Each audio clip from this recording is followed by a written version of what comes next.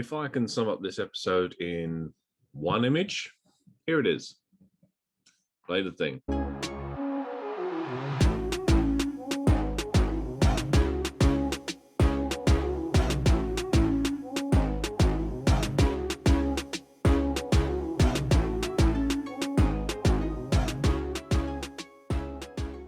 Hi, welcome back to the channel. My name is Steve and I'm here to review the 8th of June edition of NXT and another 50-50 show for me, but let's get into it. Up first, Austin Theory versus Oney Lorcan. This is obviously off of last week's incident where they had a fight between each other. It's a really good match. It's just a shame that it's not going to really build to anything because of other stories that are happening in the show. High point of the match, probably Austin hitting a seated Spanish fly off the top rope, which was good. It's just a shame that this doesn't contribute to any stories going forward. At one point, you have Johnny and Pete Dunne come down, and it's all to do with this main event for Takeover. So yeah, good match, but yeah, it's just a shame it's not going anywhere. Only picks up the win after a single arm for Nelson. Yeah, so really good match, just a shame it's not going anywhere. We then get a WWE version of MTV Cribs of LA Knight showing us around his house and him and his Mercedes and stuff. This is playing up to the priceless announcement that's coming later on in the show. Later on, we also get a Cameron Grimes edition of this. We come back from the commercial break and Legado del Fantasma in the ring.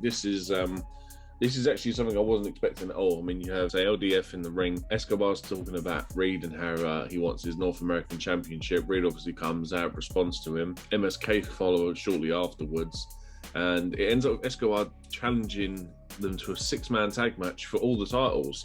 Winner takes all. And I was like, it's an ingenious way of getting all 6 of these guys onto In Your House without having to actually have singles matches, because obviously I would like to have seen both a North American Championship match and an NXT tag team match. But this is basically killing 2 birds with 1 stone, and I thought this was a great idea. Just before it ends, Hit Row come out, and I was expecting this to then develop into sort of a 9-man sort of triple threat tag team match, winner takes all, but unfortunately, it's just them going into their next match. Then onto a match that had 30 seconds of build from last week. Not even that. It was Isaiah Swerve Scott versus Killian Dane. This felt really sloppy in places. There was moments where moves weren't being hit efficiently. Irish whips that just seem like half-assed, and they just couldn't be bothered to run the ropes with it. So yeah, it just felt lazy to me in this match. It ends up with outside interference costing Killian Dane. Maverick was obviously beaten up by the other 2 members of Hit Row. This causes a distraction for Dane, which ends up with Swerve hitting him with that drive-by drop kick, and he picks up the win. We then cut to backstage, and Poppy's walking her way through the arena. This then cuts immediately to Candice LeRae, who's being interviewed by Mackenzie. Candice is irritated because Poppy's getting all this attention. Indy's obviously still love-struck on Dexter. And then right at the end, I think Candice is even getting the impression that we're all starting to get a little bit bored with this index love relationship thing that's going on. We come back from commercial break and we then get the Cameron Grimes MTV Cribs position. Again, this is the same as the one earlier on, nothing special. We then come back from commercial break and Mercedes Martinez is up for a singles match again. So we check my notes. Fuck knows who, because no one even mentions the name. So that was always a good way to start it. She's jumped on the way to the ring by Xia Li. They have a brawl outside. Mercedes Martinez throws her over the barricade, enters the ring sort of half beat up from the interaction with Xia Li, tells the ref to call the bell, and then she beats whoever this mystery opponent is in 2 moves. I think she does a clothesline, then she hits that air raid crash, picks up the pinfall and wins. Honestly, really pointless. She shouldn't have even had this in the show. We then go backstage and Mackenzie's this time interviewing Breezango. Breezango, I feel, just lost everything since they've stopped doing that fashion police thing that they were doing a couple of years ago. They're on about how Imperium have a problem with them, and Imperium saying that they have to beat them to go make their way back to claiming the tag team titles, and it's just like, right, so again, we're going to get Imperium versus Breezango. It's really awkward. I mean, there's an awkward part at the end as well where Fandango just walks back to Mackenzie and just undoes his top shirt button to show more of his chest, and I thought that was just really awkward. Again, something else I could have done with not being in the show. We come back from the commercial break and you've got possibly the most awkward backstage segment I've seen in a long time. William Regal, Triple H and Poppy, and this is just a bad advertisement to say that Poppy's releasing her album right this minute if she presses a single button on her phone. I'm pretty sure that's not how it works, but yeah, it was just terrible. Dexter then walks in with an image that he's drawn for Poppy. She then takes the drawing off of Dexter. She gives him a hug, and as she's hugging him, Indy walks in. Indy obviously is outraged at this and walks off. and you've got the most awkward faces that William Regal and Triple H are pulling behind them. Like, oh man, this was so cringe. It was so unreal. We then cut to outside the CWC. Grimes and LA Knight have arrived at the arena in their Mercedes and Bentleys and Rolls Royces and whatever else. Grimes is being rude to one of DiBiase's bodyguards. I felt this was really close to being kind of racist, but I guess that might just be my opinion of it. But yeah, it was one of those walking on thin ice moments. Yeah, I found this a bit uncomfortable. It cuts back to the ring. DiBiase's in there. Grimes and Knight walk out.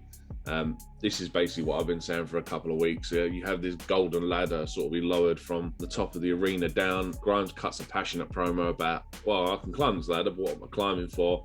And then DiBiase's bodyguards bring the briefcase, open it up, and they have the $1 million title, which looked fantastic. So yeah, I'm looking forward to this championship being in NXT now.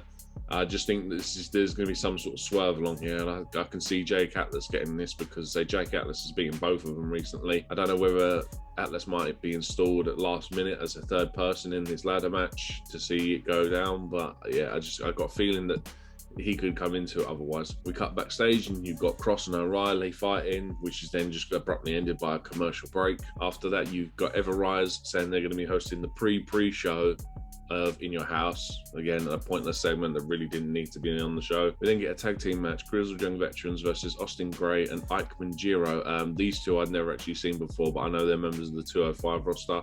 Jiro wrestles in a suit jacket, and it's just like, it's really weird to watch because it's like, it just looks like you've done sort of a run-in and you've not taken the coat off in the process. Match is really good though. There's sort of great 50-50 offense, but halfway through, Thatcher and Ciampa come down. They sit down outside with some steel chairs. This obviously distracts GYV for a short period of time, allowing Jiro and Gray to get some offense in, but ultimately it ends with GYV hitting the ticket to Mayhem. Gibson then cuts a promo saying that they're still going to go for the NXT tag team titles. Ciampa says that they're not going to get a chance at the tag team titles until they face them. Gibson then challenges them to a tag team tornado match next week. Thatcher and Ciampa don't really want to wait. They jump in the ring, GYV jump out, and yeah, that match is set up for next week. Come back from the commercial break, and it's Bobby Fish working out on a punch bag. He just basically says he's not done with Oney Lorcan. This is why I reckon this is what I was saying earlier about this Oney Lorcan Austin Theory match, that it leads to nothing. There was a really good match, yeah. It's just Oney Lorcan's story seems to be heading in another direction completely. Candice LeRae comes out. She then says that Indy's gone home because she's heartbroken and she blames Poppy. She's basically calling her out. Poppy comes to the entrance ramp and she says, I don't wrestle, but I know someone who does. And we get the return of Io Shirai, the highlight of the night for me. It's good to see her back. It's just going to be fun to see where it goes because, let's say, she's got to find a storyline to tie herself up in. There's a brawl that happens where Io ends up taking out Candice. And then afterwards, as Io's walking backstage with Poppy, she walks past Raquel. So hopefully after Sunday, they're going to relive this feud again.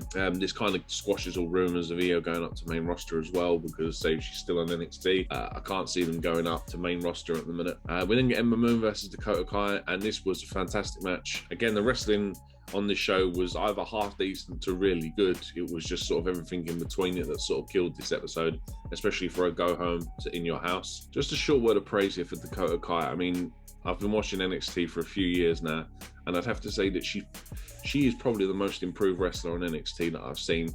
Before, when she was sort of that little baby face that always sort of used to be dominated, and she seems to have sort of found her place now in this women's roster. Being a heel especially, I think, turned out great for her. Eventually, when they do this whole Dakota turning on Raquel storyline, which I never really see happening, yeah, she can go on her own, and I think she could do well. The match itself ends in a DQ.